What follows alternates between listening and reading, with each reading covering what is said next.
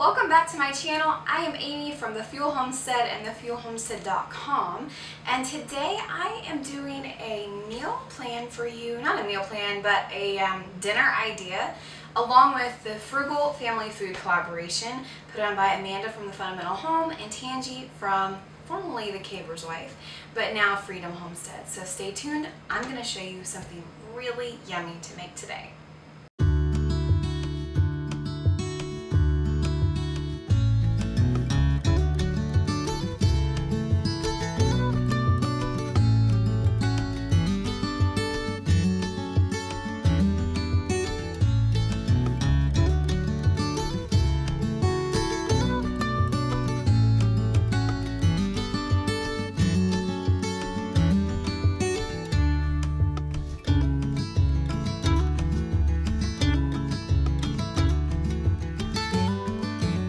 So you have to forgive me, the lighting is a little horrible in here. It's been raining outside for like 4 weeks in Virginia, and my kitchen, even though I have white cabinets everywhere, it's still so dark in here.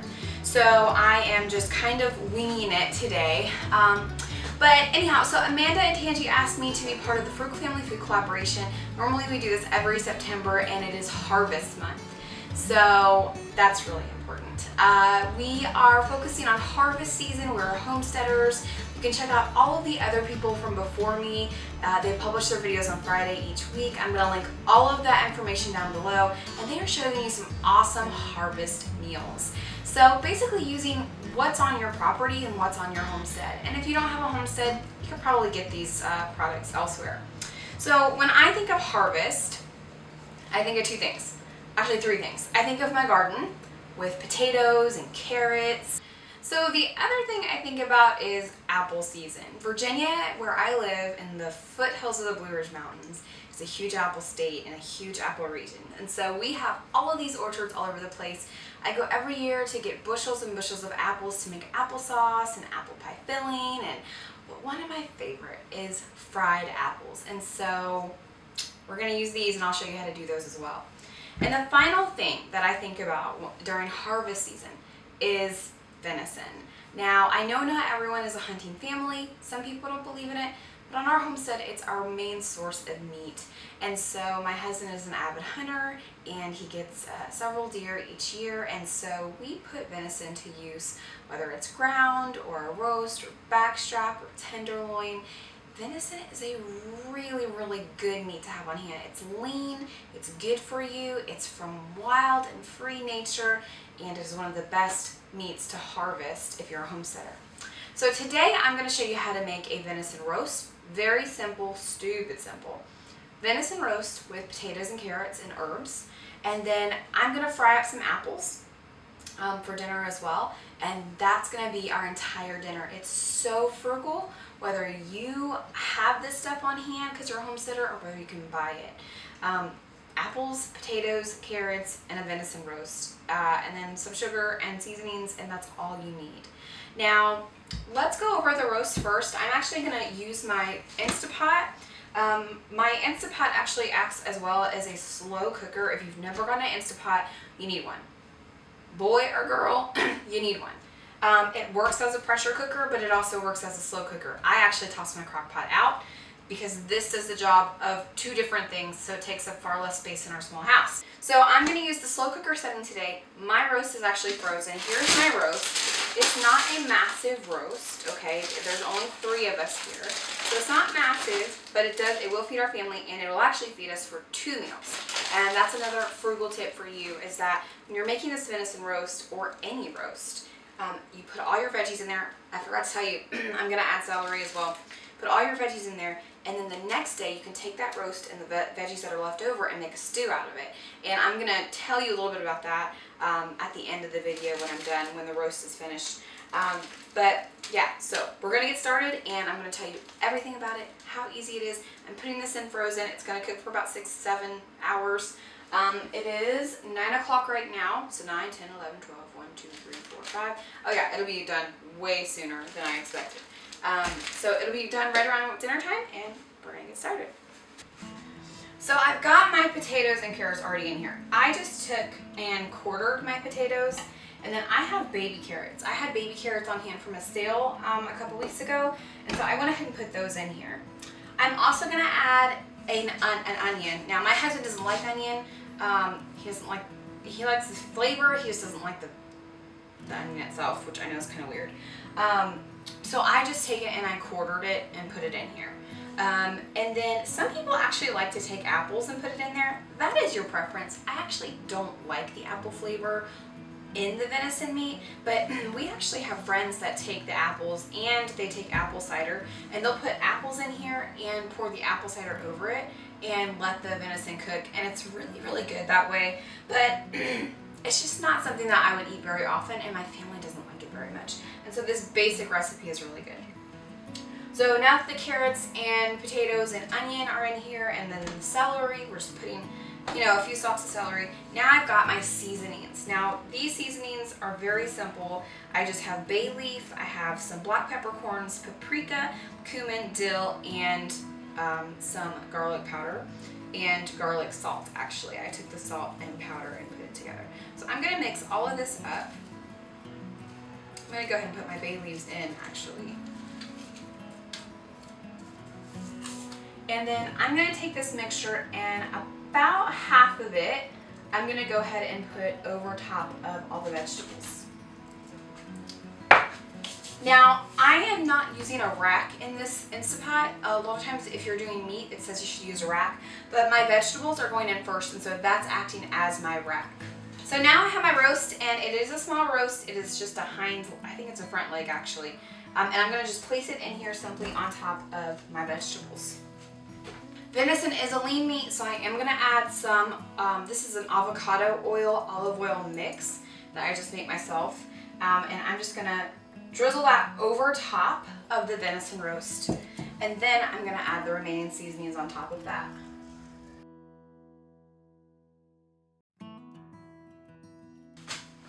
So at this point, you're gonna wanna add a few cups of water. I add about 2.5 cups or 2 cups. I just use this little bowl.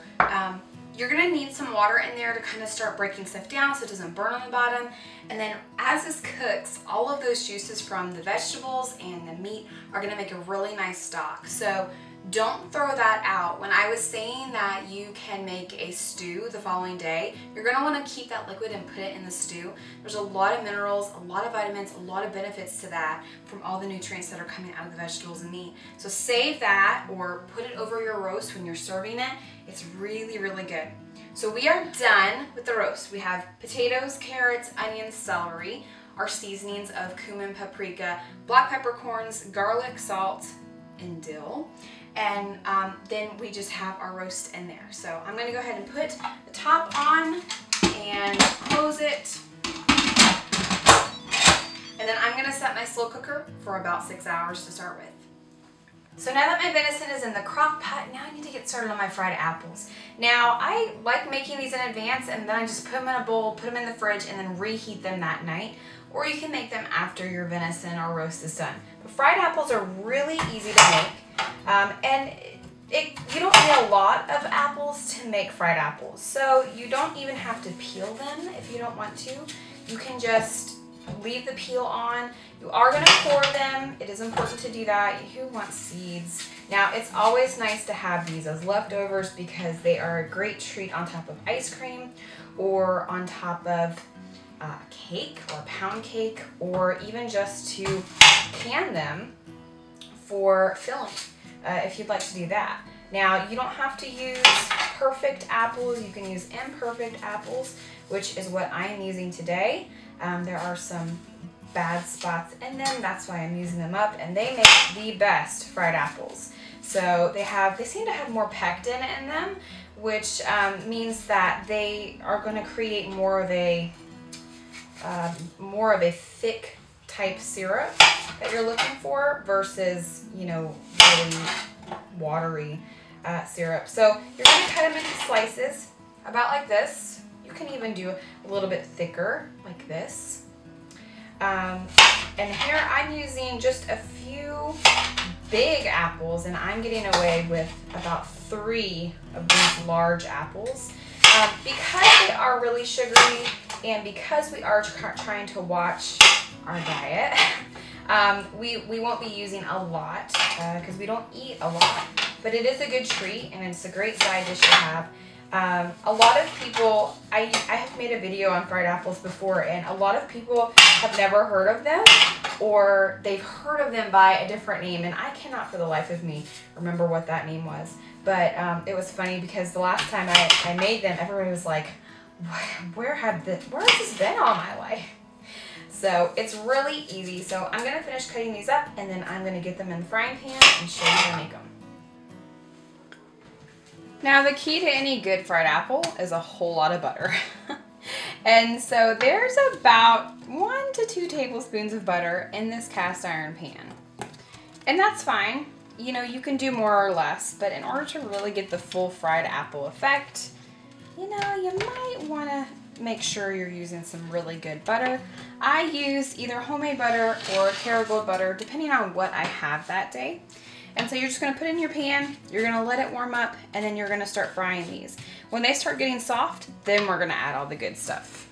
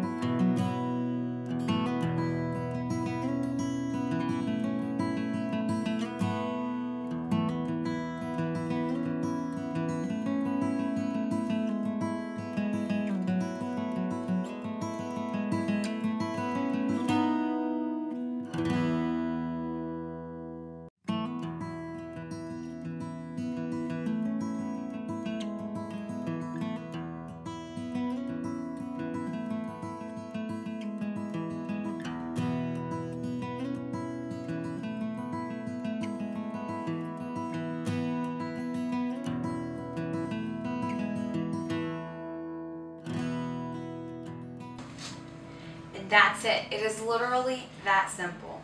Now, if you want to make the venison stew after the roast is done, all you would do is take the meat and the vegetables and all the liquid that was left over from the night before, put it in a pot with about, I would say a few quarts of tomato juice, or you can use V8 juice if you can find a version of that you like, and then add in some corn and some extra vegetables if you like, and that's it.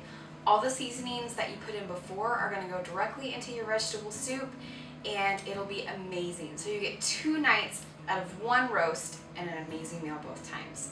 I hope that you guys enjoyed this video. Please subscribe if you haven't already, and check out all the other videos from this month's collaboration. Next month is Soup Month for Frugal Family Food, so be sure to follow all of the playlists so that you can get a lot of great information, frugal food, and frugal tips from Amanda and Tangi. Hope you guys have a great day. Happy homesteading.